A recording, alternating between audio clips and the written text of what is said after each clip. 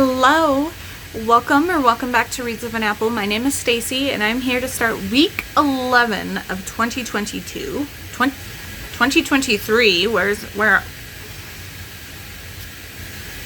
I just went a year in the past. Welcome back. Happy daylight savings time. Yeah, that's fun. I'm glad we lost an hour today. That means we lost an hour of reading. But anyway, yeah, it's been a busy weekend.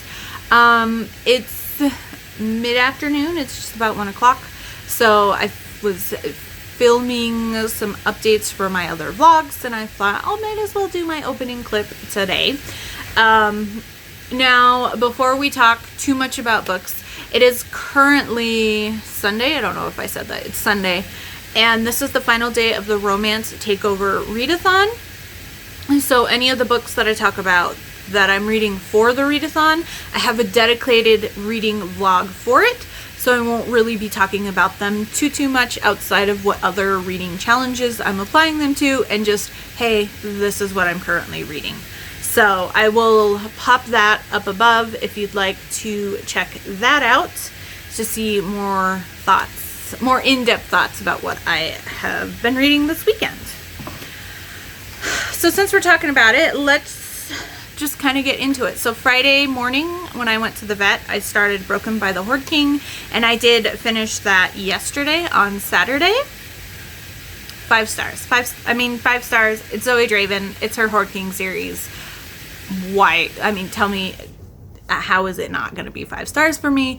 I love it. I loved it to pieces. It's not my favorite in the series. It is a second chance romance, but I still loved it. And I'm going to leave it at that. So for my reading challenges, it only worked for one, Guildathon, and I applied it to Through Fire and Flames, which is continue a book in a series that you love. So yeah, that's all it worked for. I am done with the other quarterly reading challenges that are going on right now, so I won't be picking those. I won't be applying to any of those until it comes to March 15th is when the next one starts. So yeah, didn't work for too much, but I feel like things are gonna kind of be slow down because I won't have as much going on here. And that's intentional. I wanted to try to give myself more space to mood read and go back to like really enjoying my reading. And then Saturday night, I needed a novella for the readathon, so I picked up The Basilisk of Star Manor by Catherine Moon. This is book 1.5 in her Tempting Monsters series. I like this more than Rooksgrave Manor because it is a two-being couple, and I gave it 4 stars. And once again, this only worked for Guildathon, but I applied it to Crimson Robes on this one, which is a red cover.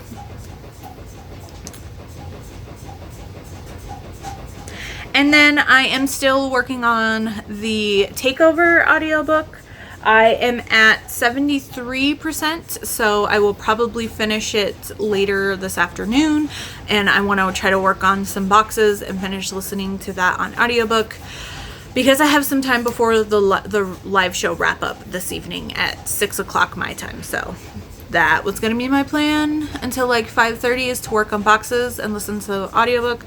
Obviously, I only have like 2 hours left in this, so I'll need to pick up a different audiobook once that's over while I continue working on boxes. It's actually starting the boxes, even though I've technically already started them. It's still just a lot. And so to start doing the boxes is always just like, do I really want to do this right now? But once I'm in it, I can't stop because I just get on a roll. I ended up doing like 18 boxes after work on Thursday last week, and I was just like, I'm just gonna do 5 boxes, but I was specifically trying to find ones with like books and my manga in it, so it just went super quick. And so I'm hoping to do at least 10 boxes today because I wanted to try to keep it to at least 10 on the weekend. But, you know, my plan of doing 5 boxes a day has completely gone out the window because I only did boxes one day during the week last week, but I did 18, so I don't know. So I'm just going to try to work on more and get things more organized. I have a bunch of empty boxes that I can use for trash and donation stuff. So I'd like to at least finish that first run through and get everything's kind of organized. And then I can try to put stuff back together from there. But anyway, let's do the quest calendar.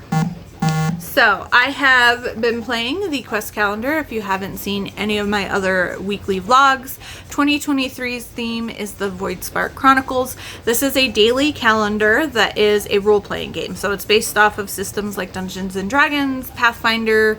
It's a D20 based system. It's created by Sundial Games, which, fun fact, is a Colorado-based company, which is super cool.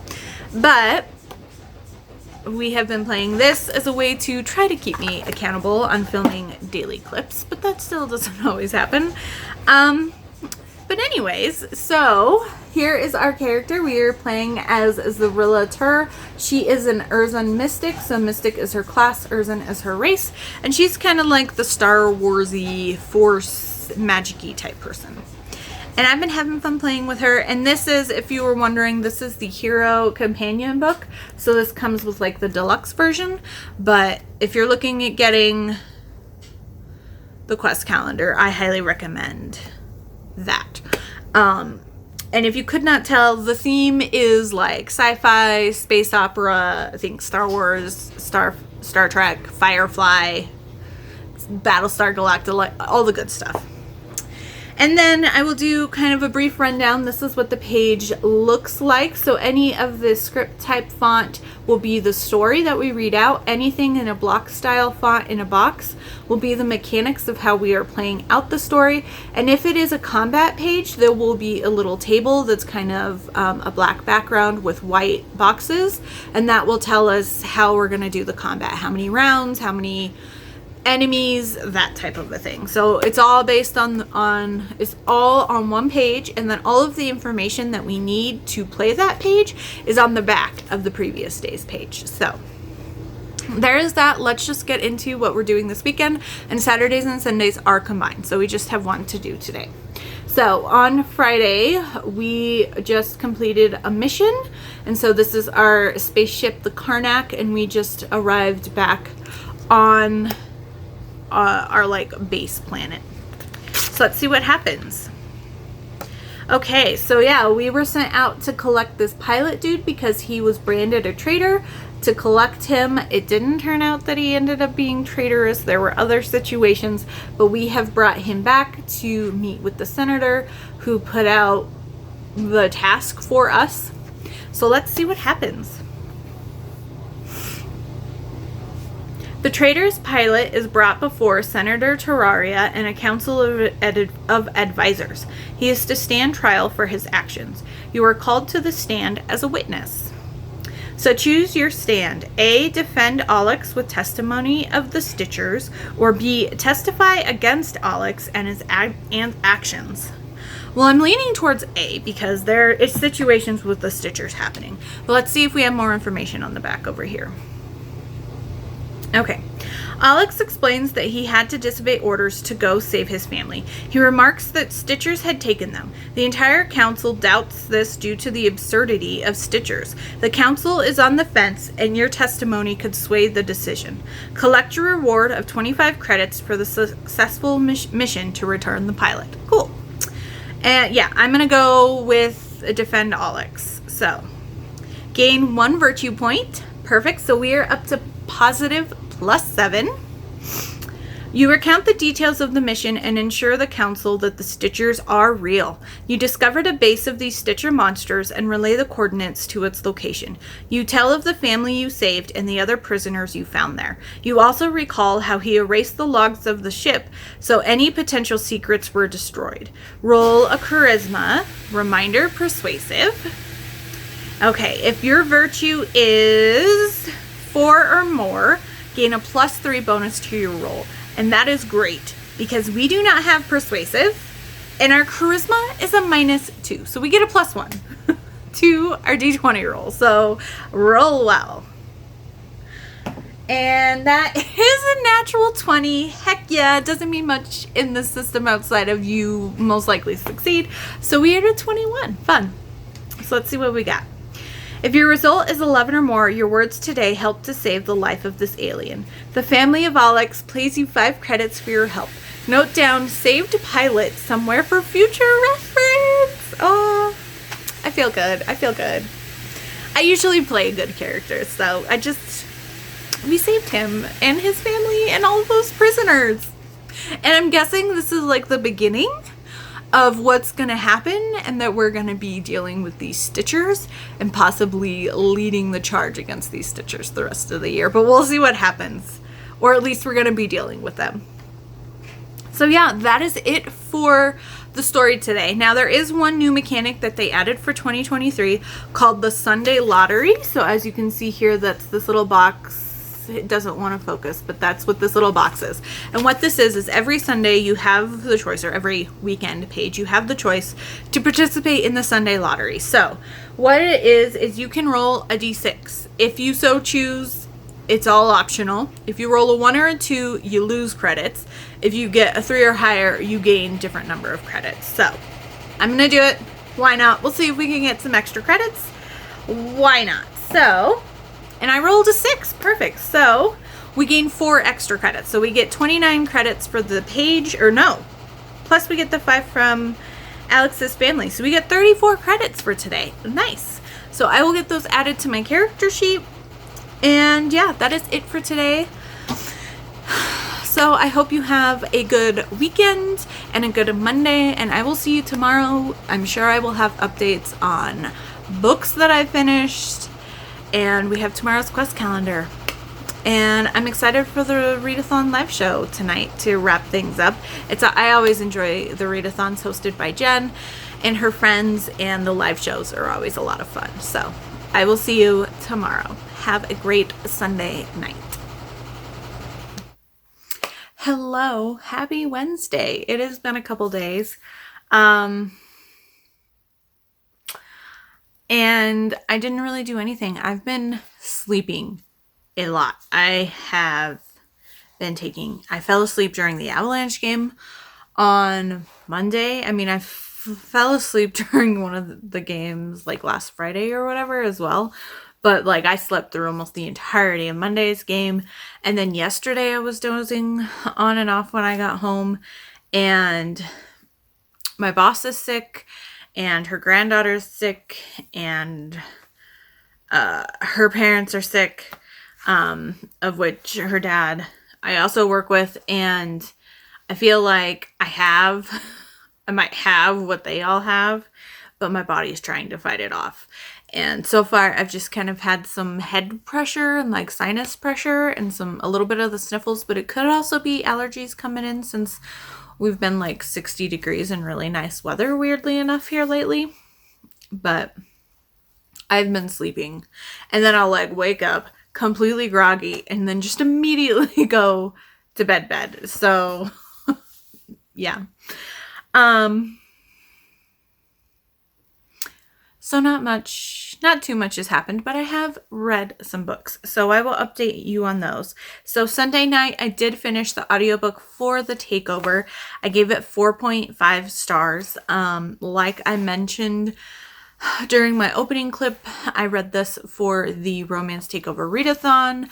So check out that specific vlog if you'd like to see all of my in-depth thoughts. As for other reading challenges, this works for New to Me Author Challenge. So I have 3 for the month of March already. This worked for Read What You Own. And then for Guildathon, I used this for Turn Up the Heat, which is the read a romance prompt, which I'm a big fan of. And then, okay, so I'm trying to think what order I want to talk about the rest of the books here. Not that there's that many, but Saturday night after the readathon live show, I did end up picking up 2 new books, but I'll talk about one of them last. So, oh, I did also want to mention Broken by the Horde King. I read this during the readathon as well. This was talked about in last week's vlog, but I forgot to mention, I didn't realize that this also worked for my Yahtzee challenge. I kept looking for a book with 4 words, but it's also 4th in a series. And so this is officially done. I already had another book set aside for it, but this one hit the prompt first. So I'm officially done with Yahtzee. And that was the last prompt. So I'm not sure if next month we'll start the next year-long, 13th month-long Yahtzee, or if they'll like switch to a different board game or something like that. We'll see if I end up doing it again. But I have officially finished my Yahtzee yearly challenge, and I was able to get all of them except for the Yahtzee. I did not roll a Yahtzee, so I had to use a bonus prompt for that. But otherwise, I got all of them done and taken care of, which is great. But because I read that during the readathon, Zoe Draven was like forefront in my mind, and I wanted to read this during the readathon, and I did not get to it. I'm like, that's fine. I will pick this up after the readathon. I still have not picked this up, and it is now Wednesday. I need to read it though. But when I went to bed Sunday night, I wanted to read, but I didn't want lights on and stuff, so I was like, I'll just pick something up on my Kindle. I was like, I didn't want to, get out of bed and come out here and get my book. And then I was like, but then I'd have to have the lights on so I can read because it's in paperback. And I didn't want to also buy the ebook version. So I started this. Taken by the Horde King. So I started it Sunday night, and then I finished it yesterday, Tuesday, shortly after I got home. So that is pretty much, I read that Sunday night, Monday night after work, and then I had like 15-ish% yesterday. So that was pretty much all I've done. That, and so read this and sleep when I got home from work. But I loved it. 5 freaking stars. Oh my gosh. And I feel like this is one that Smart Woman Read Romance did a podcast on. I remember them doing one of the Horde Kings, but it's been a while since it came out. And I remember some things vaguely, but this one was super fun. So in this one, we have a human who village was burned down, I think by the Gertrudes, but I'm not 100% sure on that, but her village was basically demolished. So then her and a small group of other humans have basically been trying to survive in the wilderness, and they ended up coming across some Dakari witches, and they said they need these humans' help to capture a Vorokar because they need the heart of a Vorokar to get rid of this red fog.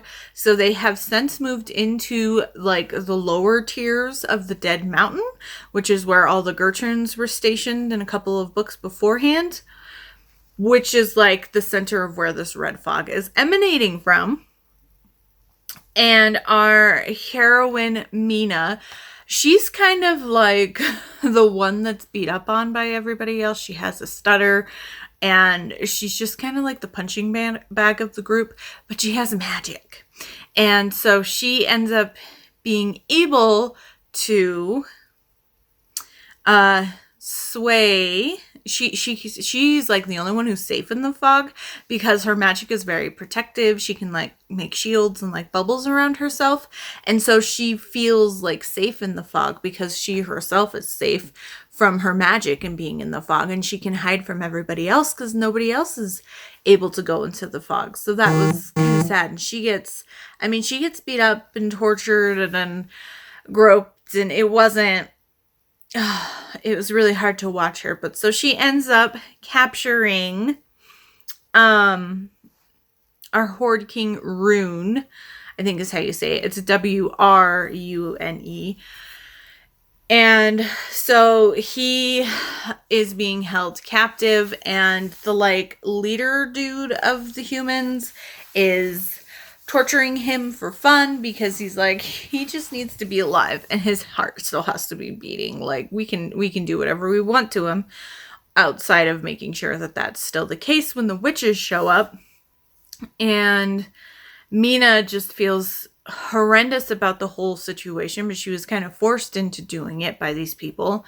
And she has one of her best friends from growing up who's kind of also putting her in this precarious position. But you can tell that some of the people feel bad for her or want to help her, but they never actually do. Like, they don't actually stand, like, they might say something to try to stand up for her, but as soon as this dude's ire turns on them, they like back off. So they don't really stand up for her. And it's just really heartbreaking.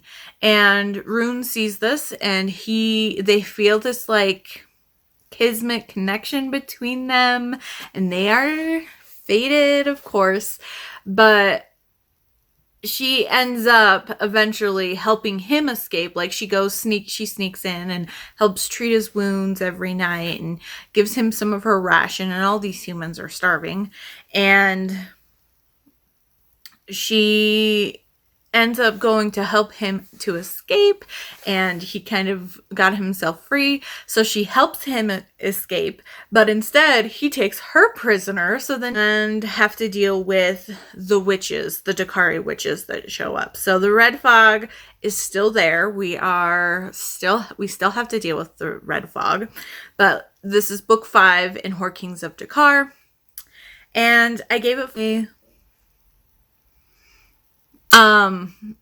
if you liked Khal Drogo and Daenerys' romance and their part of Game of Thrones, I highly, highly recommend these. These ones don't feel overly alien. They feel almost more fantasy than alien, but they are technically alien romances because we've got humans, but I love them. I absolutely love them. So for reading challenges, this worked for Read What You Own, and then for Guildathon, I use this for Through Fire and Flames, which is continue a book in a series that you love and want to keep reading.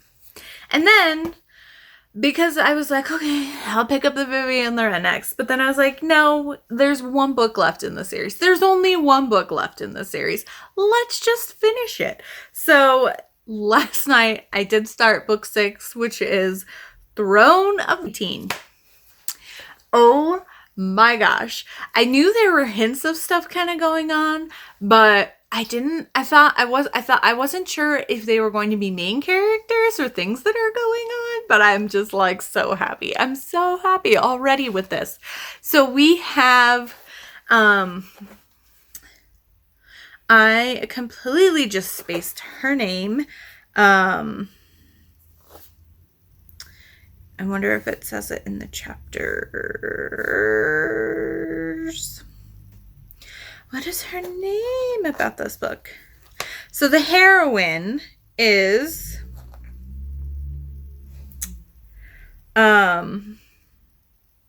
Kara. And she is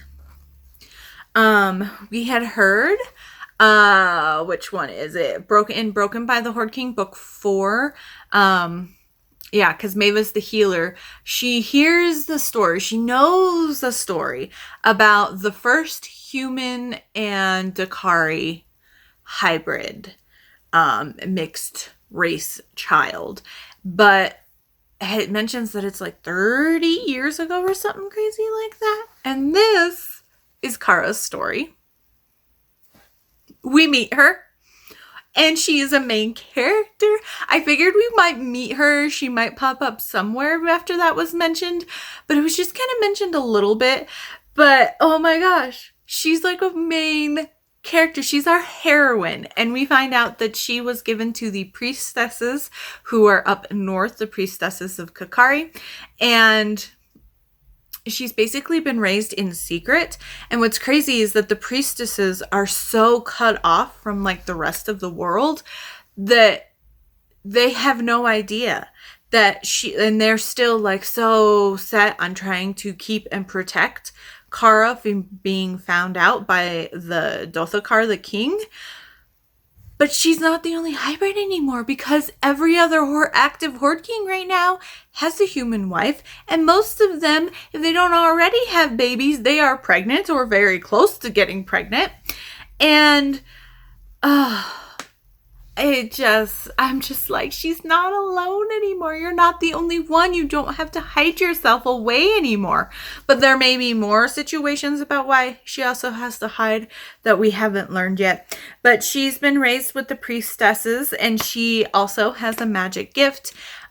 She has dreams and like visions. And I don't know if they're necessarily of the future or of the present, but like she's dreamed and she sees, it sounds like a Horde King, and him growing up. And I don't know if she technically sees the future or not. We haven't really delved too much, but she has knowings, I guess. And sometimes they're during the day and they're like just visions, and sometimes they're dreams that are not just dreams. And then our hero, he is, I don't have his name yet. We haven't gotten his name. But he is the Horde King Sarok. So he's the Horde King of Wrath Sarok. And this is the newest Horde King, because there's talk about the newest Horde King is actually the bastard son of the king, and that is him. Oh my god, so I'm super excited. So he basically forces his way into the priestess's temple, and he is yelling at them for not responding to any of the messages that were sent because they need help with this red fog. But once he arrives there, they all are like, we don't know what to do. We've done so much research. Well, Kara actually had a dream about the first like plague famine kind of issue that happened, but it was in the soil, not the air. So she knows that they need the heartstones, and so she thinks she knows what she can do, what needs to be done, and she basically convinces him to take her with him and to kind of help figure out what's going on with the fog. So, I mean, it's the final book, so they got to solve the fog, and he is very into her. And she's very into him, but she's also been dreaming of him her whole life. But we're already seeing moments where they're both just like, it feels like I've known you my entire life, but I don't know you. And because she's been secluded up here, she's bringing this, yes, naive, but also very positive and just overwhelming happy outlook to the world and their life. And he's talking about, he's like, oh yeah, it's the Northlands. They're covered in snow. They're, it's all mountainous. It's treacherous in the winter kind of a thing. And she's like, this is the first time I've ever seen anything that I didn't see from my window. This is the first time I've seen this landscape. And every other time I see this landscape, it won't be the same because this is the first time. And and he just had to take a minute and just process the way that she sees things, because she is excited to see things. Already, I am loving their dynamic. They haven't been together very much. This definitely seems like it's going to be like a road trip romance kind of a situation. But I'm excited to see kind of what happens. I'm guessing we're going to deal with the red fog. I'm guessing we're going to deal with the king of Dothrak, the king in Dothrak, the Dothrakar, who's the king over all of the Horde Kings. And we're going to see the culmination. I'm guessing all of our Horde Kings and our human Morikaris are going to get together. And I'm just so, I'm loving this. So I plan on reading more of this tonight while the game's on. The game is actually on right now because I'm blabbering on and we are past the first intermission. But so that is what I am currently reading in physical form. But after this is done, I will be picking up Vivian Lorette. But I just knew Vivian Lorette wouldn't hit me just right because I kept thinking about this series and knowing there was only one book left. I was like, I'm not doing as much readathons and stuff this week. I don't have to pick up my book club books yet.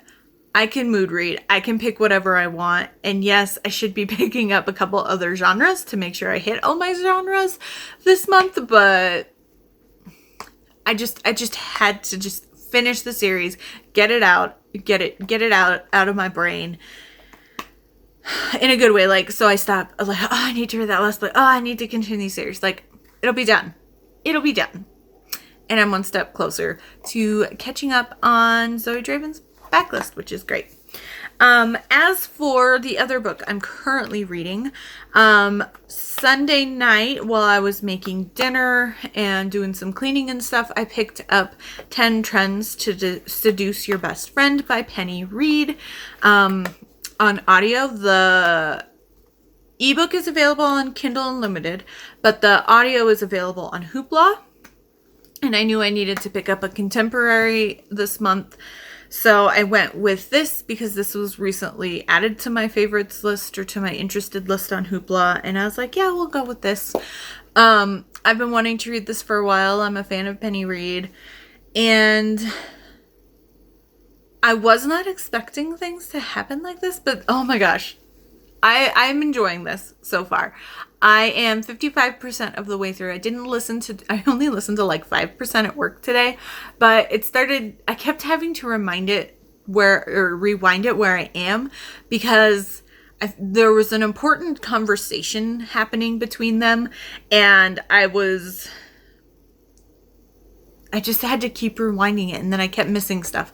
So I was like, I'll listen to this part later or when it's quieter at work or something like that. So I'm 55% of the way through. I can't remember if I said that, but this is between Winifred and Byron, and they are a part of the same friend group from college.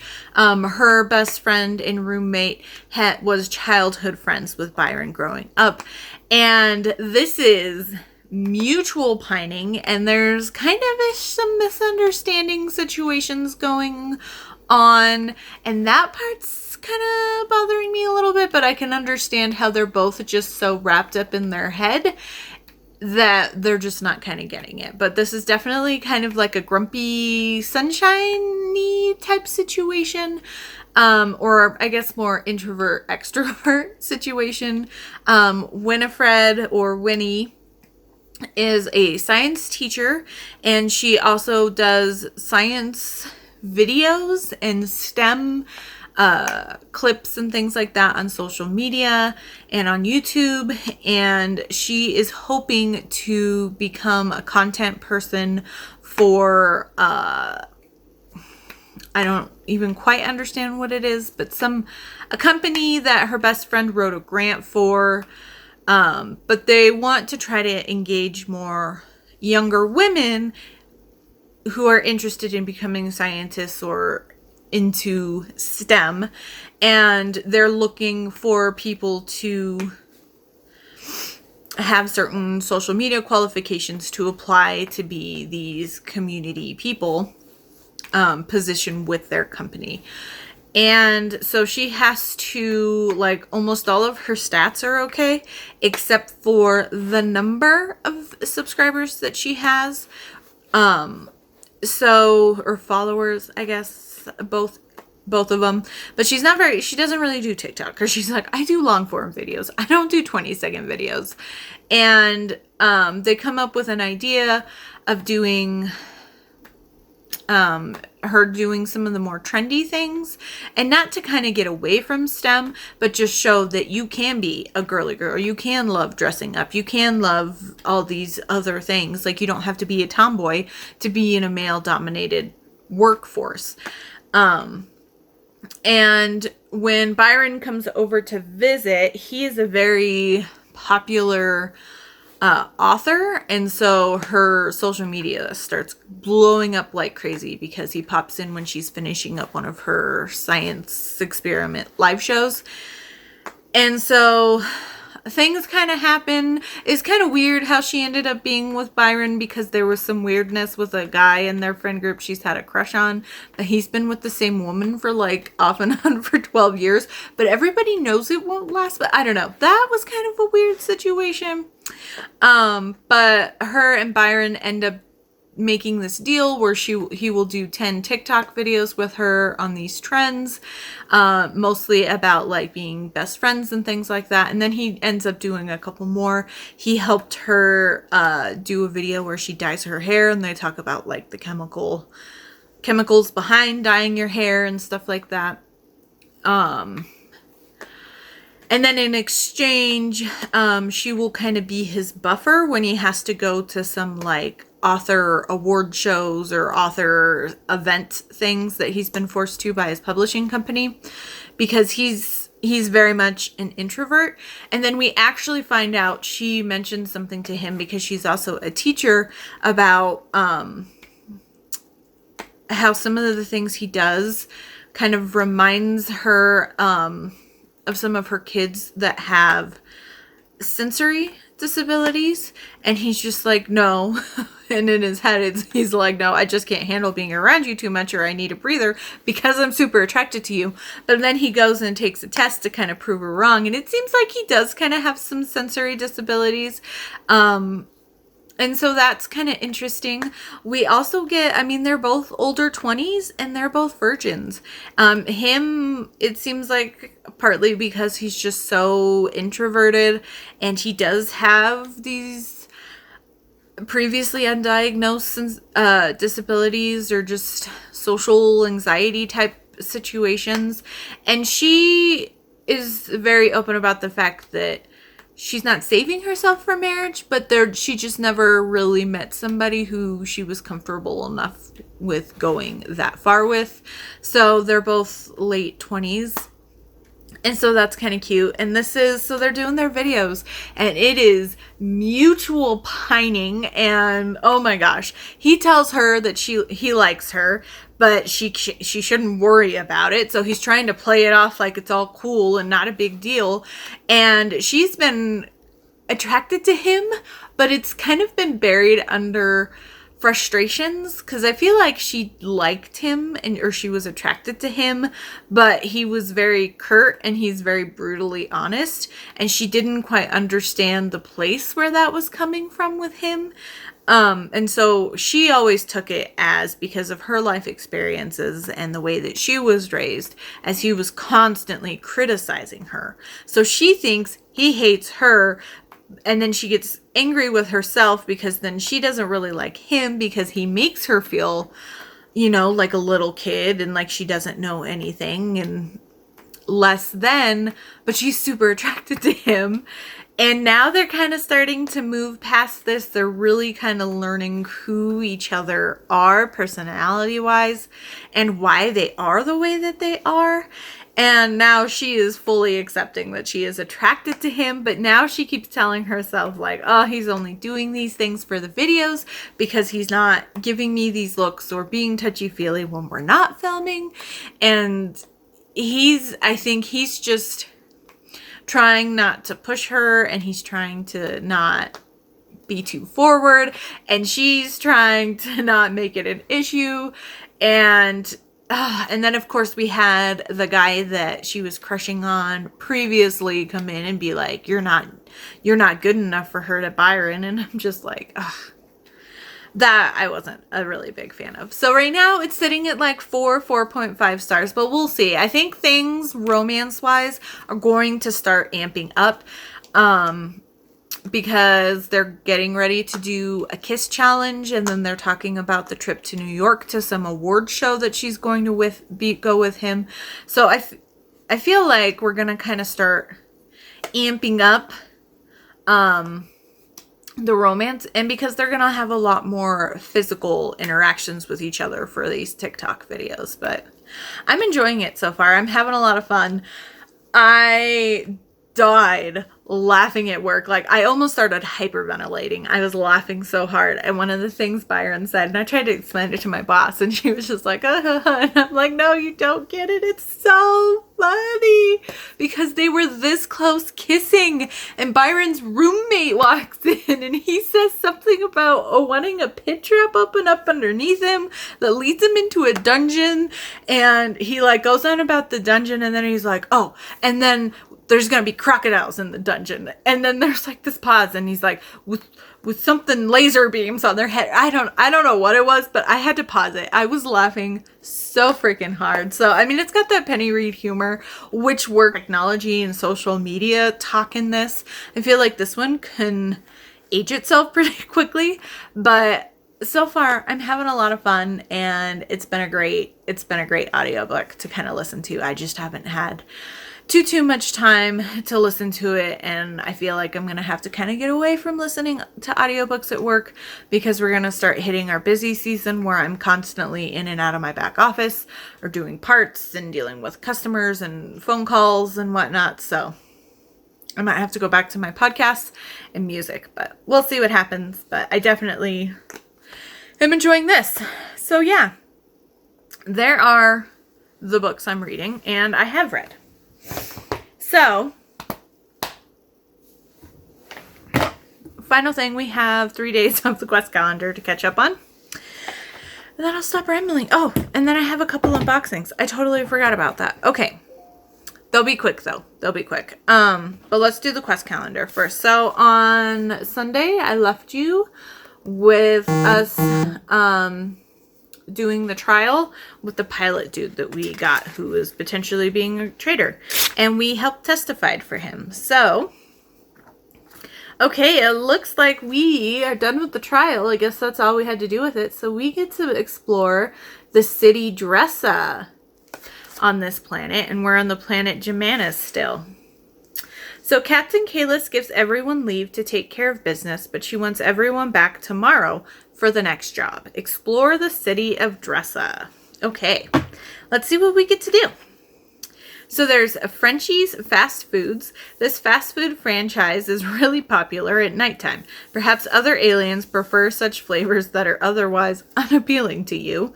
So this has meal rations for 1 credit. And we still have 6 meal rations, so we're good for now.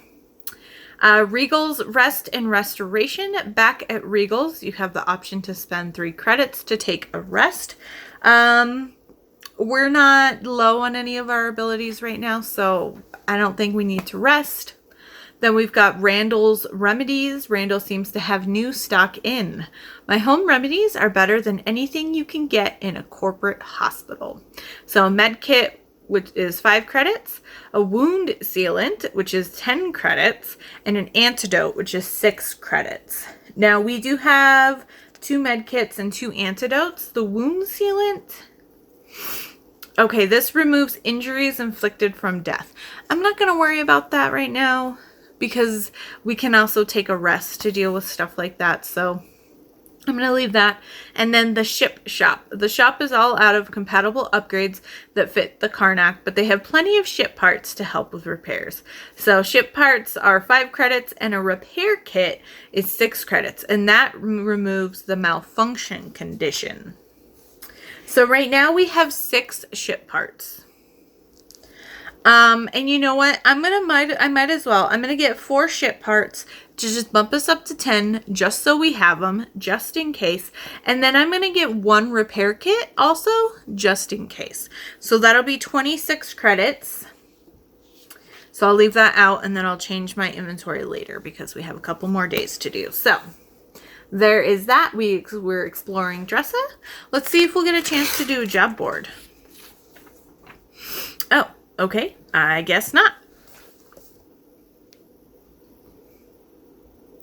I'm guessing these people have something to do with our next mission, because none of them look familiar. Okay, Nayli has the next job for you. Captain Kalis requests that we take on passengers for some credits. I will take us to the port. You can get out and sell our services. Captain says we are willing to head anywhere. Just corral as many passengers headed in the same direction, and we should make good money. Number 1, what do you know about the galaxy map? Roll an intellect reminder, student. And 2, convince some travelers to choose the Karnak. Charisma roll reminder persuasive. Okay. So,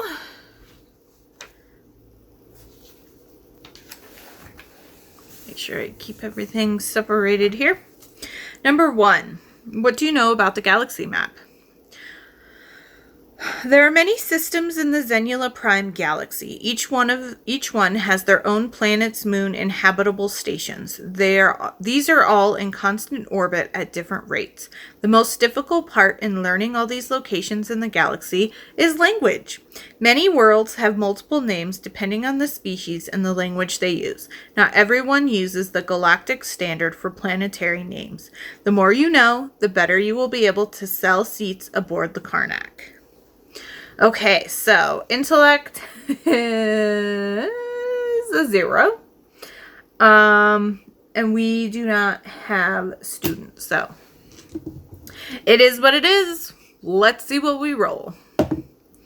That is a 4. I will be using our time step for this page to allow us to re-roll it. It's once per page, so we just can't fail our next roll for number 2. But, okay, 18. That's a lot better. Okay, so if the result is 16 or more, gain a +3 bonus to your roll for number 2 below. Perfect. So this one is convince some travelers to choose the Karnak, D20, charisma, reminder, persuasive. Okay, so we do not have persuasive, and our charisma is a -2, so we get a +1 total to whatever we roll. Roll well, roll well, roll well. All right, and that is a 17. Okay. I'm okay with this. So 18 total. If the result is 16 or more, a pair of scientists join the voyage. They're headed to the Vepirus system, so that is where you will go. You are able to convince a tourist, an artist, and a missionary to join as well. Gain 25 credits. Nice. So we just made back almost all of the money we spent at the market yesterday. Okay, cool. So that was yesterday's stuff. So these are the guys that we are taking on board. So let's see what today's calendar brings. Uh-oh.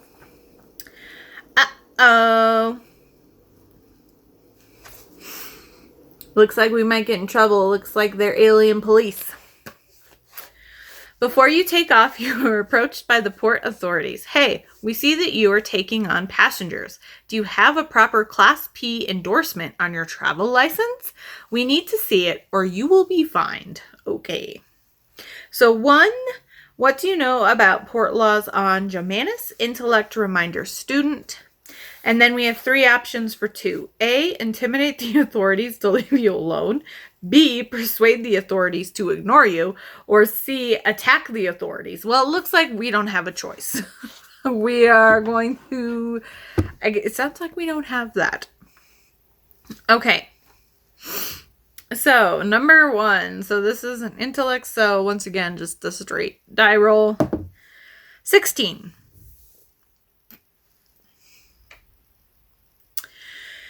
If the result is 11 or more, you are aware of this law, but you are convinced that you are not violating it because the Karnak is registered as an exploration craft with a Void Spark class engine, which includes allowed uses such as transport of cargo and passengers, allowances for weapon-based defense, and affords free or reduced port docking fees. You're not required to have such an endorsement on your travel license. Gain a +2 bonus to roll for options 2A or 2B below. Okay, so we're going to go with 2B, which is the charisma, persuade the authorities to ignore you, because we're going to do that instead of trying to intimidate them. So we get a +2, and our charisma is a -2, so we get a straight, once again, we don't have persuasive, so it's just a straight die roll. And natural 20, thank goodness. Okay. If the result is 15 or more, the authorities decide to leave you alone and move on. Perfect. Okay, so net we only lose 1 credit from my shopping spree.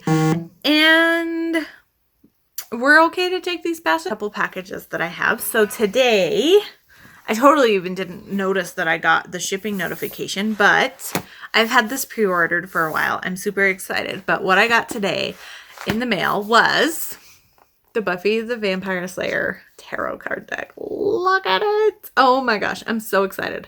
I took off the plastic at work because I just couldn't help myself.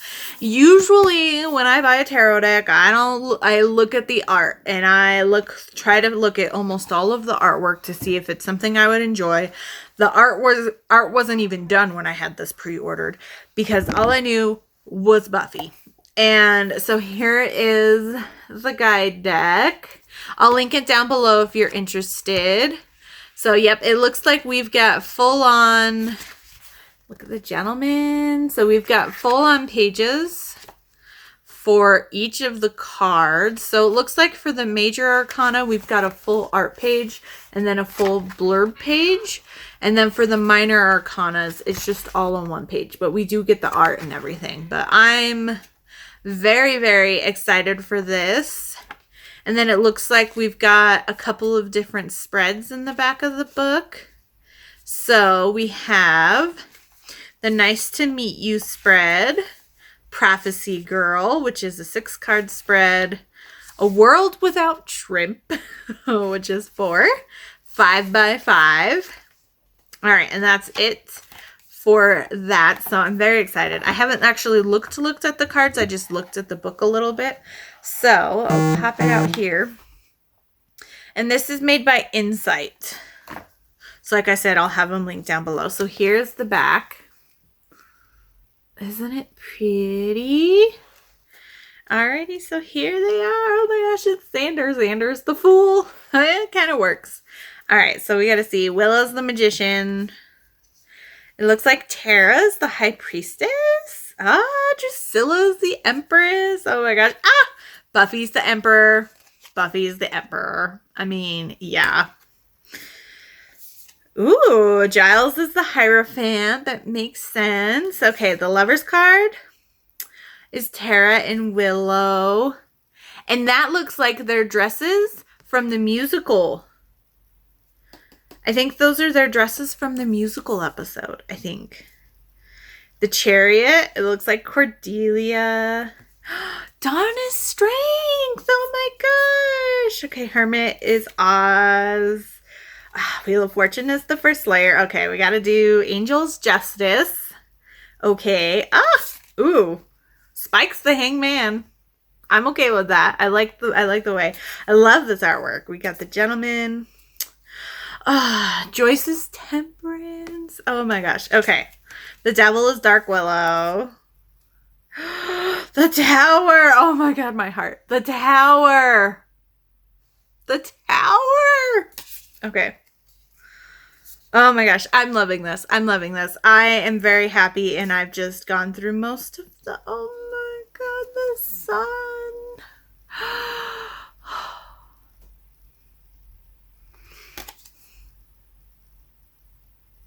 Oh my gosh, that scene just played in my head. Okay.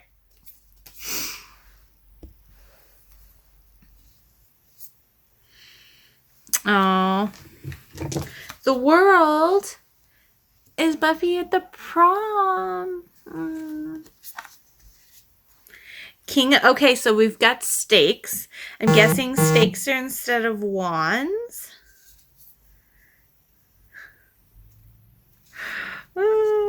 Oh my gosh, we got vampire harmony. Oh my gosh. All right, so let's see. Okay. These are not Pip style, which is great. Perfect. That was my only hesitation, is if it was going to be Pip style, but it's not. So I'm happy for that. All right, so yeah, it looks like stakes are wands. Here we go. 4 stakes. At the graveyard. Love it. So this is also wands. Okay. Oh, yeah. Yeah, okay. So then we've got chalices. Oh my gosh. So chalices or cups. Look at a Giles. Oh my gosh. And his little from his little magic store getup. Oh, I love it. I love it. Okay. Oh my gosh. The Knight of Chalices. His Spike, before he became Spike. His William. His human persona. Oh my gosh. I love it. Oh, I love it. Okay, so chalices. 2 of chalices. Interesting. Now, two of cups can also be the Lover's card. But what's interesting is we have Buffy and Faith working together. I mean, I like that. I like that. I consider for me, like, romantic relationship is more with the 2 of cups than the Lover's cards more specifically. But I like that. And of course, 3 of cups has to be the original members of the Scooby Gang. Oh, I love it. I love it. I love it. Okay, 4 cups. 5 of cups. Oh, that is so perfect. 5 of cups is when Buffy is Anne and she's a waitress and she leaves town. This is the beginning of season 3. I think it's the beginning of season 3. Maybe it's the beginning of season 4. Oh my gosh. Yep. And 6 of chalices is Giles and Joyce. This is when they start acting like teenagers in band candy. If you could not tell, I am a Buffy person. Oh my gosh. Oh. The 7 of cups or 7 of chalices is all of the Halloween costumes. I can't remember what this episode's called, but it's the one where everybody gets turned into what they dress up as. So like Buffy's a princess, Xander's an army dude. Here's from the final season in the RV. Spike's driving. Okay. 10 of 10 of cups, the HEA card is Willow when she does the magic on the scythe to make all potential slayers into slayers and share the magic. And she gets that white hair and she's like turns into the good witch. Oh my gosh. King of Scythes is the mayor. So scythes I'm guessing is swords. So we've got Jenny. Glory. Okay. She's the Knight of Scythes. Page of Scythes. This is, oh my gosh. She's the one that turns into a rat. Amy. This is Amy. Oh my gosh. Okay. So scythes I'm guessing is swords. Yep. Oh yeah. If there's anything that's the 3 of swords, the heartbreak card, it's when I would do my rewatch, I would watch this episode, but since my mom has passed, I have not watched this episode because I don't think I could. Oh gosh. This is the episode where her mom dies. And she is one of the only people in the entire series that died from natural causes that, Buffy and her friends had absolutely no way of saving her. Oh, boy. Okay, 4 swords. Is this the Buffy bot? 4 swords might be the Buffy bot. Oh, my gosh. Okay.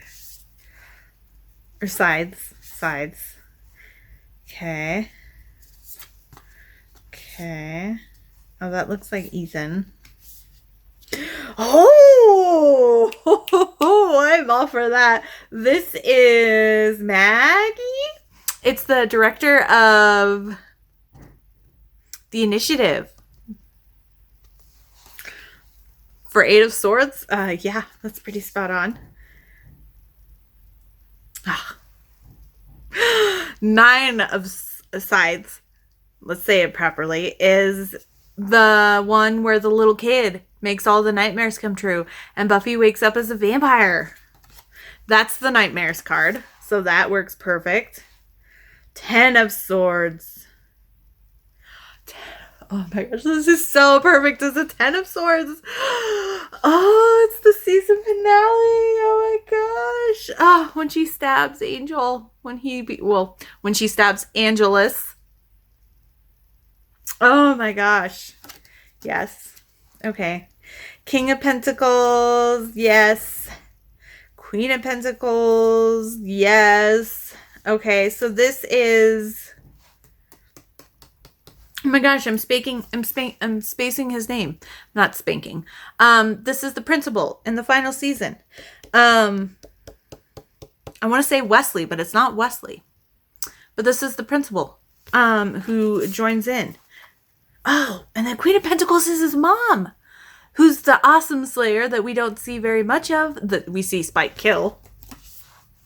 Okay, Riley's the Knight of Pentacles. Page of Pentacles. Oh, this is the tall, lanky girl. One of the potential slayers. I'm spacing on her name. Oh my god, yep. Two of Pentacles is Buffy at the Double Beat Palace. Oh my gosh. Three of Pentacles are the nerd trio. Warren, Andrew, and Jonathan. Oh my gosh. Perfect. Four of Pentacles is the magic box. Five of Pentacles. Oh,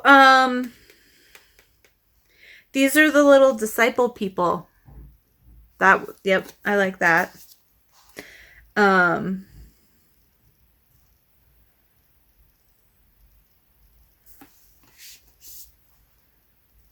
of Pentacles. Eight of Pentacles. Buffy training. Nine of Pentacles. Anya. Anya and her money. Oh, 10 of Pentacles is Dracula. It's the Dracula episode. Oh my gosh. Okay, I'm going to have so much fun with this deck. So much fun with this deck. I mean, just at first glance, I love all of these choices. Some of them I have to do a little bit into. I might have to read to see why they chose scenes for those specific cards, but as you can tell, a lot of them are like spot on for me already, and I cannot wait. I know I haven't pulled any tarot pulls since I moved. I might have done one since I've moved, but I was hoping to get my table set up soon so I can just set up my little altar cloth area and then just be able to do all my pulls a lot more, but I definitely will want to stick it out in the next full moon and then do a interview spread with this deck to see where it would best be used, but I can also see that kind of becoming my go-to. And then I also have another package. I actually got it last week, but it's been in one of my bags and I keep forgetting to take it out. So since I'm doing tarot stuff, I might as well open it here. I'm assuming this is a tarot deck that I got on Kickstarter or something like that. So, oh, okay, yeah. Okay, so this is the Stitchers Tarot. And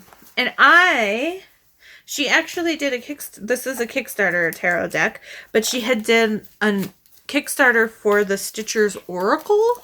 It's got to be a couple of years old now. But then she finally is doing a tarot deck version, and I haven't gotten into Oracle too much.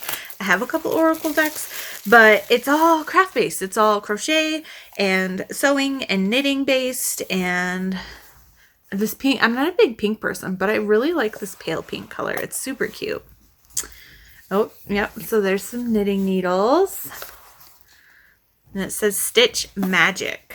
So let's just kind of take a look here and see. I probably won't go through too much of this because this one will probably be a little more pip based. Yep, so this just has the simple little white book here. So it doesn't go into it has some basic spreads, how to do a reading, your typical little white book, but resources out there, you don't necessarily have to have a guide, but if this is your first tarot deck, it's always nice to have it come with one. But it being on a Kickstarter, it's less than likely that you will. So, yep. And this is all. So we've got this holographic gold. And then this is the back. So we've got knitting needles and a crochet hook. I don't know how I feel about the eyes, but it's okay. All right. So, ooh, these are very slippery. Yep, so this is all just kind of hands and different crafting utensils. Most of these have yarn. That one's a needle. Yep, so here's the chariot. So with the crochet hook. So this is more just kind of fun. Oh my gosh. Here's strength. I love strength. Oh my gosh, I love that. That's cute. Yep. Yep, the hermit, and you've got your little jar of utensils. There's a spinning wheel. Yep, so this is just a lot more kind of simple, and it's more fun and thematic for me. Just because, you know, I am an avid crocheter and crafter. But as you probably could tell, that Buffy one I am completely obsessed with. And yeah, so I just wanted to do a quick little show and tell. If the creator of this has a website, I'll pop it down below. Otherwise, I'll link to the Kickstarter because she might have extras that she's selling. But yeah, I'm pretty excited to have this and the Stitcher's Oracle, because if I want to do a spread that combines tarot and oracle decks, then I will have matching ones with a matching artist, and they're both kind of dealing with craftiness. So this is by Stitch Together is what it says. But yeah, so that's super fun. It also came with, it looks like, a couple of stickers. So let me just show those to you. And this has one of the super nice magnetic closures. That's it's a slim box, so it fits pretty close to the cards, and it's a magnetic closure. Which these are the cases I kind of prefer. Although I do wish it had like a little ribbon so I can pop them out easier. And then it looks like we've got snakes wrapped around a scissors. I hate snakes. Why is there so much snake stuff? And, yes, I love it. I love it. I will be turning this one into a magnet and putting it somewhere because I love it. It's amazing. All right. I'm going to stop blabbering at you. This was a very, very long clip, but we had 3 days to catch up on, and I could not stop myself going through that Buffy deck. So yeah, we have 2 days left this week. I'll try to keep the next 2 days super short, and I will see you tomorrow. I hope you have a good Thursday. Hello, happy Thursday? I don't even know what day it is anymore. Yes, happy Thursday. It is just before 9 o'clock, and yeah, so the Avs played again tonight. They had a back-to-back, and they won. It was a super exciting game. Very, I don't know, there was a lot of stuff happening. They won 5-4, which was great. Yeah, so I didn't do very much reading during the game. I was going to read during the intermissions, but then I made dinner during the first intermission, and then I was doing dishes during the second intermission and feeding the kitty. And after the game ended, during the post-game shows, I needed to edit my weekly vlog that was supposed to go up today, but it didn't go up today because yesterday after the game, during the post-game show, I fell asleep, and then I was woken up at 12:30 in the morning with banging on my front door. And you know, that was I kind of like woke up, and it was like that groggy, didn't know where I was, disoriented, banging on the front door. So I went out there, and I was like looking through my little peephole, and nobody was out there, thank goodness. It was just my door hanger, and the wind was like spiraling in the little like tunnel of our apartment.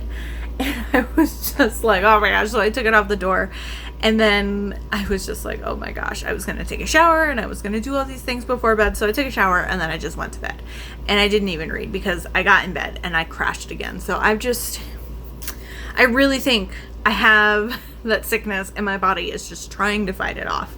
And I don't get sick very often, so thankfully. So yeah, last night not much happened outside of the Avalanche game. Yeah, and I haven't had too much time to work on stuff today. But as for books that I'm reading, I was listening to 10 Trends to Seduce Your Best Friends. Is that what it's called? I'm completely blanking on the name, but I was able to listen to the audiobook off and on today at work, and there are things happening. So where I ended up leaving off, they started kissing, and they kind of had a full makeout thing. And then there was this weird situation where she's pulling back because she thinks he's performing for the videos, and he thinks the same thing. So they were like not I wouldn't say miscommunication. I would just say no communication on the situation. But very shortly after that, she shows up, and he's completely drunk off his butt, and they end up, oh gosh,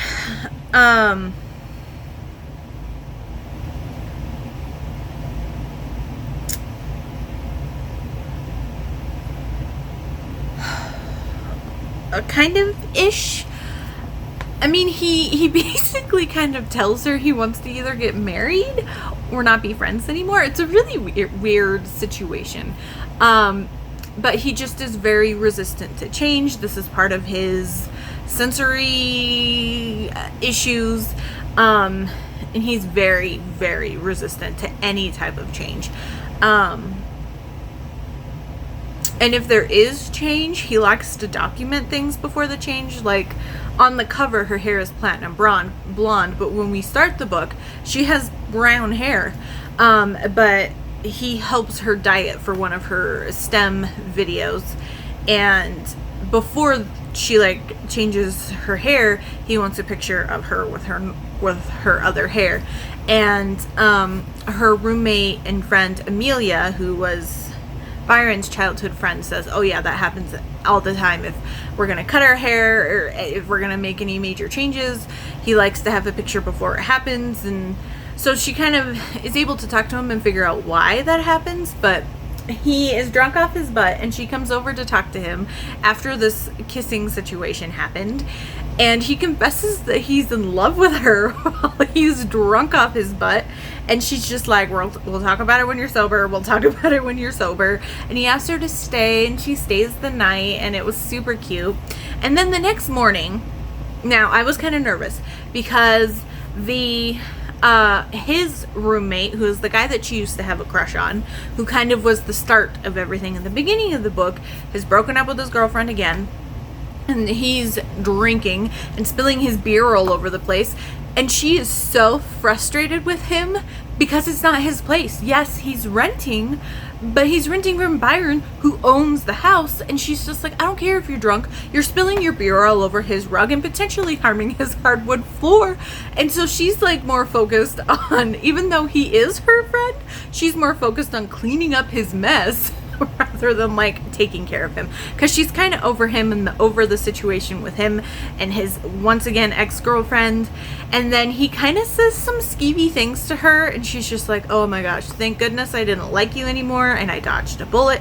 And then he kind of tries to pull the moves on her, and he hugs her for a really long time, and she starts to feel really uncomfortable, and he kind of kisses her on her neck a little bit, and she kind of is having some feelings of being physically violated. Like, it wasn't like groping or anything overt, but this is the first time that she's really experienced someone touching her when she doesn't want to be touched, no matter how innocuous it is. When you don't want somebody to just like hold your hand, you just don't want it. So that was kind of an interesting situation, and then I was worried when it was happening that Byron would come in and misunderstand the situation, but he didn't. He's passed out upstairs still, and she's able to have this conversation with this guy, and she's kind of able to have some full closure and also kind of help him shut the door on having a potential relationship with her. So while I didn't really need this interaction between them, it was I liked it because it felt unnecessary, but at the same time I liked that it didn't go the stereotypical way that situations like that can go. So I don't know. And then she wants to date him, and he's just like, no, because if we date, I'm gonna lose you as my friend, and I can't lose you as my friend. And this is part of his resistance to change thing. He's like, we're either getting married, and I know for sure you're committing to me for the rest of our lives, or we're gonna stay friends. And so in her mind, she's just like, okay, we can stay friends. And she's like, but just so you know, friends kiss each other on the cheek, and they can cuddle on the couch and things like that. So she's definitely like going to be kind of seducing him and pushing that friends boundary for sure, intentionally. And he ends up kind of slightly freaking out and needing to take some space, so he goes to New York early, and this is where his big award show is that they were going to go to together. But while he's away, she's just like, okay, so I'm gonna give you your space, we're still gonna talk and text on the phone, but I'm going to still kind of push my side of things. And so she's like trying on a bathing suit and asking him if this works, and she's trying on some lingerie to go under the fancy dress for the award show, and she's like, do you think this looks good? And so she's sending him like sexy pictures, and she's just like, he can have his space, he can be physically away from me, but I'm going to still let him know that I still have things for him. I'm still attracted to him, and I still want him, whether he is on board or not. So I don't know. I don't know. I'm enjoying the different type of dynamic that they have, and that they're both just, I don't know, they're just both nerdy, cute couples. And they're now in New York, and there was a situation because Amelia and her boyfriend were also going to like look for apartments or something in New York, and something kind of happened, and now Winnie has let them take her hotel room, and then even though she was supposed to have a suite, they were all out of suites when she got to New York. So Byron is like, no, you'll come stay with me. I have a suite. It's no big deal. So now they will be sharing a hotel room while they're in New York. So I'm hoping that we can kind of do some more advancement in the physical area of their relationship, because I'm ready for things to kind of keep rolling along. But we're 71% of the way in, and I'm having fun. I'm enjoying myself so far, and it's been a fun audiobook to listen to. It's just kind of, I have to keep stopping and starting at work and things like that. But I can't remember if I said, but I'm 71% of the way through. So hopefully, if I don't finish at work tomorrow, I will try to push through and finish it some point this weekend. As for Throne of the Horde King, I'm at 46% right now. So still trucking along. I am definitely still enjoying their dynamic. It is a lot of fun. And we finally have the Horde King's name. His name is Arik. I'm going to go with Arik. It's A-R-I-K.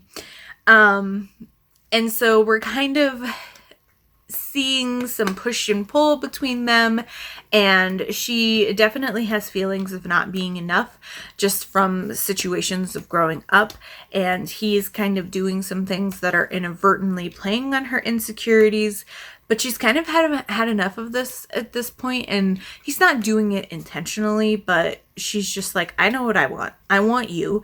I want to, lay with you in the furs, because I want to experience intimacies with another person before I go back to the priestess temple, and I'm choosing you, and I would like it to be you. And he's just, you can tell, he had, in his subconscious, he knows she's his mate, and he is so protective of her. And I love it, but he's still kind of pushing against it a little bit hard. So I need him to flip that switch and let's get moving, because we're almost halfway through the book and we got a lot of plot wise to do. And it seems like she kind of got down on him, and she's like, I know what I want. You don't know what you want. You need to figure out what you want.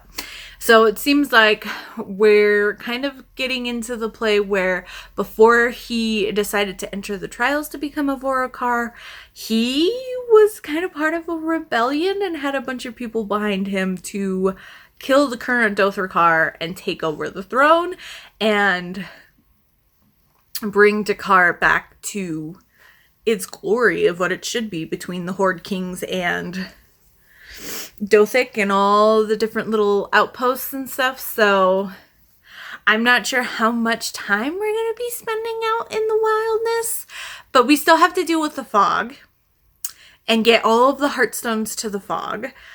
And we still have the situation with the king and him potentially being the king. So I'm just like, so much is going to happen, and we still have to get through their romance. So yeah, I'm ready for things to kind of get moving. I know that this is a long book, but I'm ready for some movement. And since it's only 9:00, I think I'm going to take a bath tonight and read on my Kindle and just kind of relax. So yeah, I'm hoping to make some good headway on it tonight. I want to get to at least 65, 70-ish%. But if things start getting crazy like in the previous books, I can see myself staying up late to finish it. But we'll see what happens. But otherwise, let's do the quest calendar and I will stop blabbering at you. So yesterday, we were stopped by some policemen, people dudes. And we are trying to leave the ship with some passengers. Or leave the ship. We are on the ship with some passengers trying to leave. Would you know this? Because you saw the other clip if you're this far. But let's see. Okay, so it looks like we are going to be leaving. And I can't tell if this is I can't tell what that is. Let's see. Traveling to the Veparus system by ship alone would take a long time. Warp gates provide faster travel at a modest price. However, there is a flaw in the system. There are ways to trick the scanners into thinking you've prepaid. Okay.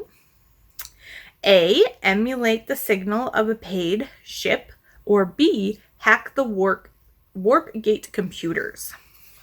So the difference is a wisdom roll with engineering versus, I'm knocking stuff over. Hacking is an intellect roll, reminder computers. So intellect versus wisdom, I believe wisdom is better for us. And that was kind of the one I was going towards anyway, is emulating, not hacking. And we do not have computers or engineering, so that doesn't really matter. So we'll go with the wisdom roll. All right, so any other information? Nope. So we just get a +3 to our wisdom roll, or to our emulation roll. So let me move this out of my dice box, spin, rolling tray. I don't know what they're called. I lost what it's called. So, all right. And that is an 18, so we are at 21. Let's see what we got. Okay. If the result is 15 or more using the equipment on board the Karnak, you are able to emulate the signal and trick the system scanners into thinking you have paid for the fare. Cool. Alrighty. So that's it. I'll stop blabbering at you. I'm going to go take a bath and head to bed. And tomorrow is already Friday. I can't believe we're already at Friday. I have to go get an emissions test of my car. I'm going to try to do it tomorrow. I'm going to attempt to wake up early to do it before work, but if not, I will go when I get off work because I need to get that done so I can get my new tags. But yeah, lots of things going on. It never ends. But I hope you all have a great Friday, and I will see you tomorrow. Hello. It is not Friday. It is currently Saturday. It is just after 2 o'clock. The Avalanche game just ended. It was an early game tonight. Not tonight. Today. They played at like 11 o'clock or something crazy. So, yeah. But I did not film an update last night. Happy belated St. Patrick's Day. I got home last night from work. I did not end up going to do emissions after work. I did do them this morning. I woke up early and went and did them first thing this morning. And it's a good thing I did because it was a whole cluster. And I was there for over an hour with 2 people in front of me. Because the 2 people in front of me were having issues. So yeah, it was a whole thing. But anyway, as for last night, when I got home from work, I finished my book. So we'll talk about that in a second. And then I thought, I'll film a clip. And then I was like, maybe I'll start reading something else. And I'll wait a little bit. And we'll see what I decide to pick up next. And then I realized what time it was. And then I spent the next, 4, 5, maybe more hours refreshing Instagram and Twitter and watching different clips and live streams of the opening night of Taylor Swift's Eras Tour. So yeah, I did that last night. And I got up at 7:30 and fed the kitty dinner because she has to get her medicine at a specific time and all that. And then I actually got in bed and was doing that till like 11 o'clock. So oh, man, I really hope we end up getting tickets to go to the Denver show. I really hope we end up getting tickets. Yeah, so that's what I did for my... Let's talk about books. I did finish yesterday when I got home. I didn't have very much left of it. I would think it was like an 80-something%. But I finally finished Throne of the Horde King, so I have officially finished the series. But she did have a note in the back that she does have plans for a spin-off series, and it sounds like it may or may not be in the future, but I don't know how far in the future. But that she was doing this other series, which she has since started, which is The Brides of the Kylor, first. So yeah, I am ready and willing to read anything Zoe Draven decides to write, but if she wants to go back to Dakar and maybe write books for Killips, I'm super intrigued by the Killips. I'd be for it. I'd be for it. So 5 stars. I loved it. Part of me did want to dock it a little bit for the 3rd act breakup, but it kind of made sense. And then I felt like Kara was kind of pushing him away a little more than I would like at the end when they're trying to reconcile. But I understood everybody's feelings and emotions and just the situation in the world. And what I really liked is when he kind of made her feel, when he was kind of white-finging her, like she wasn't good enough to be not only his wife, but the queen of Dothik and the car, that she was just like, okay, he thinks I'm not enough for this role, this position in his life, but that's okay I think I'm enough. And so she turned it around where it was really interesting, and I kind of liked it where I didn't like that she didn't think she wasn't good enough for him, but there was one point where she flipped and she's like, no, is he good enough for me? And I was just like, okay, Kara. So yeah. And then I love that the way that they got back together at the very end called back to them in the beginning, and I was crying, and I felt so happy. We got to see everybody back together. We got to see all the Horde Kings and their wives. And then the way that they got rid of the fog. I mean, I want some more information on what happened in the fog. And I would like more information, like a prequel novella, something about basically the creation of the secret sixth Hearthstone, which, why was nobody like, wait, there was 6 Hearthstones? Like, what? I wanted somebody to be like, wait, you had 6 of them? And so the hidden one on Bekir's sword, but I want like a novella about, I can't remember her name, but it's Bekir's wife in history. Her creating the Hearthstone and putting it in his sword. And that's the Hearthstone remaining. And I also loved that she was obsessed. Kara was obsessed with Bekir's love story, like his story in general.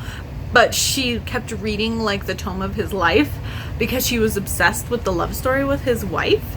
And she ends up being with someone who's from his bloodline. And so I thought that was super cute. And I just, as you can tell, I love this series. I love these books. I'm just gushing about them. And yeah, so part of me really wanted to kind of, when it happened, but we also saw it happening because she had the vision where they come together to get rid of the fog, and there's contention between them. So we knew as a reader it was coming. We had lots of hints and that it was coming.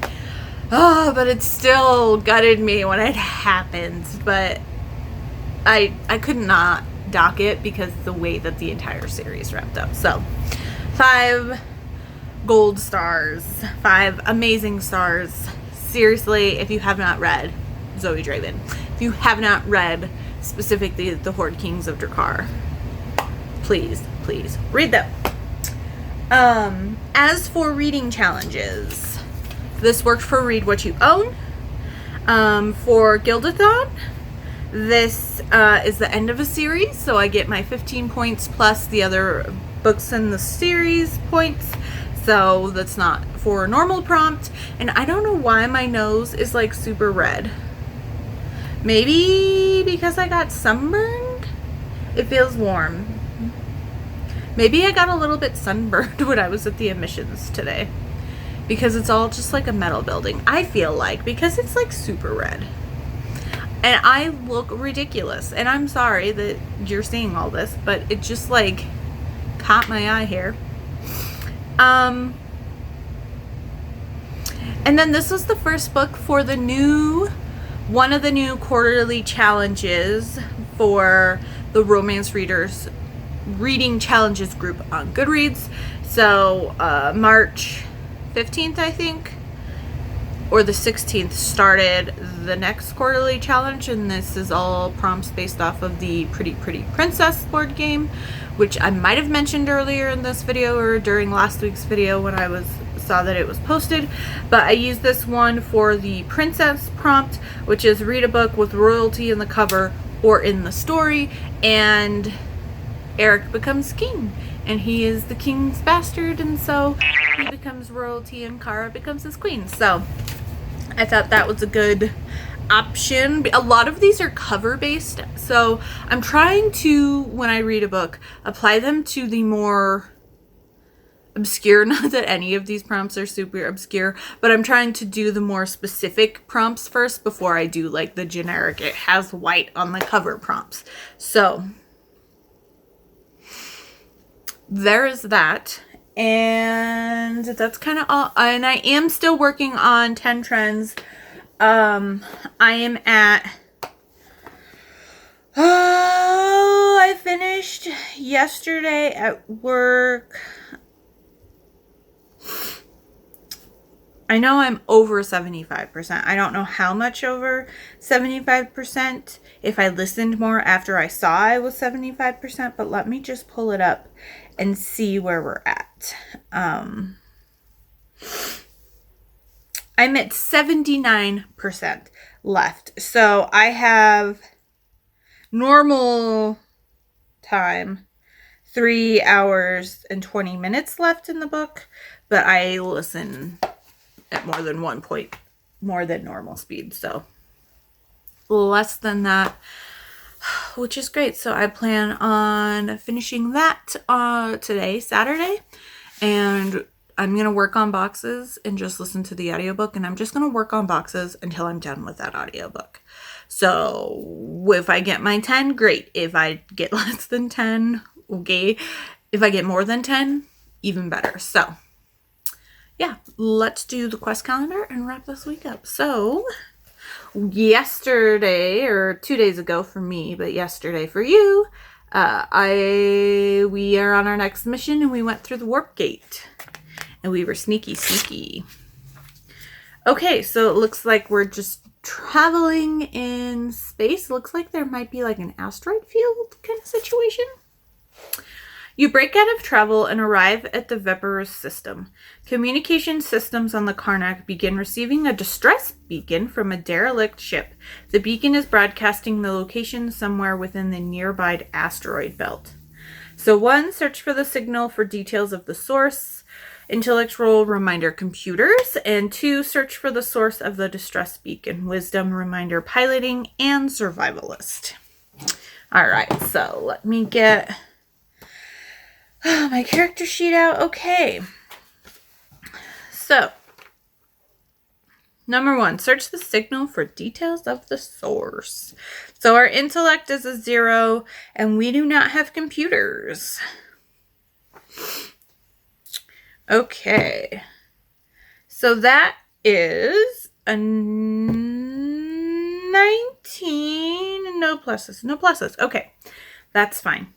I don't think we really need pluses with a 19, but okay. If the result is 15 or more, you parse through the signal and analyze the timing of the broadcasts. This helps you get a better accuracy reading on where the ship could be. Gain a +2 bonus to find the ship. Number 2 below.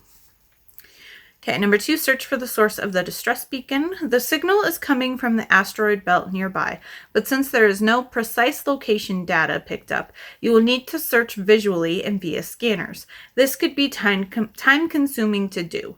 So wisdom is a 3, and we do not have piloting, but we do have survivalist, so that gives us a +2, so we get +5, plus our bonus +2 from succeeding at number 1. So +7.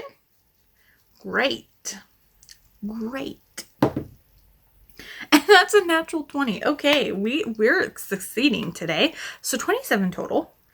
If the result is 15 or more, you use the drifting of the asteroids to your advantage to help you cover more area. The scanners are able to find the derelict ship quickly. You must consume 1 meal ration. Fun. Alrighty, so hopefully these are actually people that are derelict and it's not a trap. But yeah, I'll mark that I used my real meal ration. And yeah, that is it for today, and that is it for this weekly vlog. So thank you so much for watching. If you'd like to leave me a comment, leave me whatever you'd like to tell me, I guess. If you'd rather just leave an emoji, leave me something space related for our quest calendar. And yes, I feel like every video this week I'm wearing an away jersey because that's just kind of how things ended up. But when hockey plays every other day with a back-to-back in the middle of the week, I just wear my jerseys on game days and that's it. So, yep, I'm sorry. It seems like I wear the same thing in every video. But I promise I do clean my jerseys and I do rotate them out. I don't just wear the same jerseys every single day. But anyways, thank you so much for watching. If you haven't already, please like and subscribe. It would mean a lot to me, and I will see you all soon with another video.